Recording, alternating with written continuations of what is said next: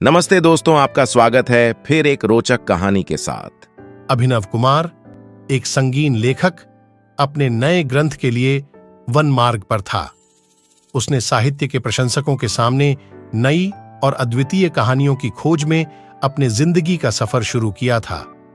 उसकी नई किताब चिल्लाहट का मंच लोगों को डरावनी कहानियों की खोज में ले जाती है। अभिनव कुमार के पास एक पुरानी हवेली थी जो कभी एक खूबसूरत स्थान था, लेकिन अब उसमें सिर्फ अविश्वसनीय रहस्यों का भंडार था। जब वह उस हवेली में अपनी कहानी के लिए रिसर्च करने गया तो उसके साथ न तो कोई गाइड था और न ही कोई अन्य आवाज।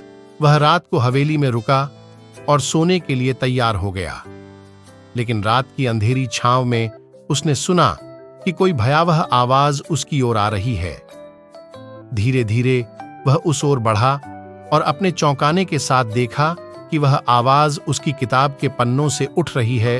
किताब के अंदर से आवाज आती रही, वह मुझे छोड़ो, वह मुझे छोड़ो। अभिनव ने चौंके से पूछा, कौन है आप? और उत्तर में उसने सुना, मैं वो अनजान आत्मा हूं जो इस हवेली में बंद है। इस किताब ने मुझे जड़ से बांध लिया है, कृपया मुझे छोड़ दो। अभिनव को चौंका हुआ। अभिनव ने सोचा, क्या यह कहानी सिर्फ उसकी रचना है या कुछ और?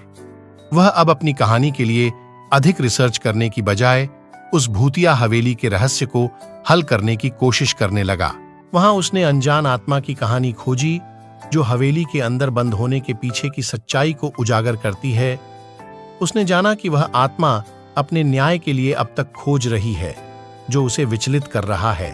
अभिनव ने उस आत्मा को मुक्त किया और हवेली का रहस्य हल किया और आत्मा के चित्रों को किताब से हटाकर जला दिया।